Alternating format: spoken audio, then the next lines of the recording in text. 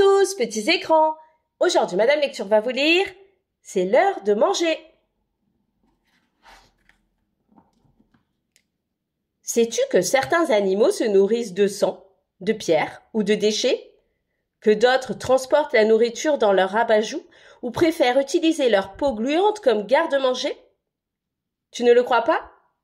C'est pourtant vrai. Avec ce livre, découvre les manières surprenantes qu'ont les animaux de récolter, conserver et manger les aliments. Tu en sauras plus sur chacun d'eux grâce aux informations situées en fin d'ouvrage. Et toi, quelle est ta nourriture préférée?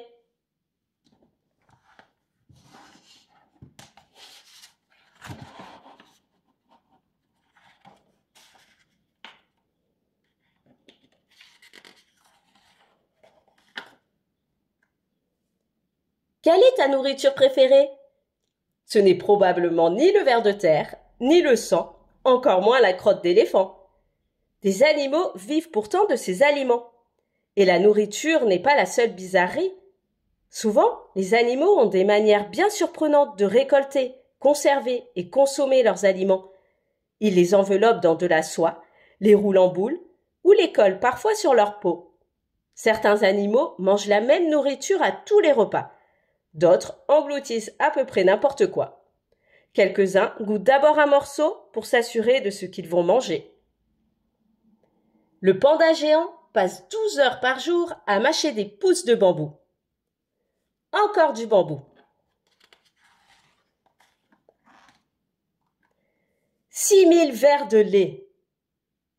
La tique mange toujours la même chose. Du sang prélevé sur un animal vivant. Elle passe parfois des années sans manger.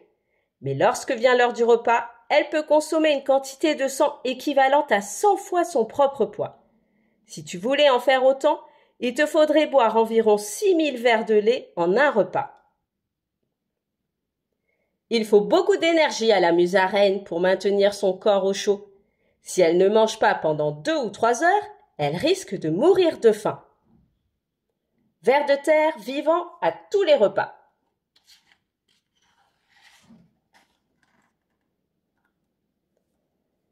Le pic glandivore creuse une petite cavité dans un tronc d'arbre et y dépose un gland.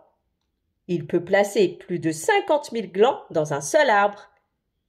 Il faut bien repérer l'endroit.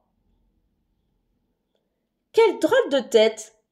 Les abat-joues du tamia sont extensibles et peuvent contenir une quantité impressionnante de noix ou de graines. Le tamia transporte ainsi cette nourriture jusqu'à son terrier où il la garde pour plus tard. Cet extrait est fini. Et n'oubliez pas de vous abonner à ma chaîne pour ne louper aucune nouvelle histoire. À bientôt!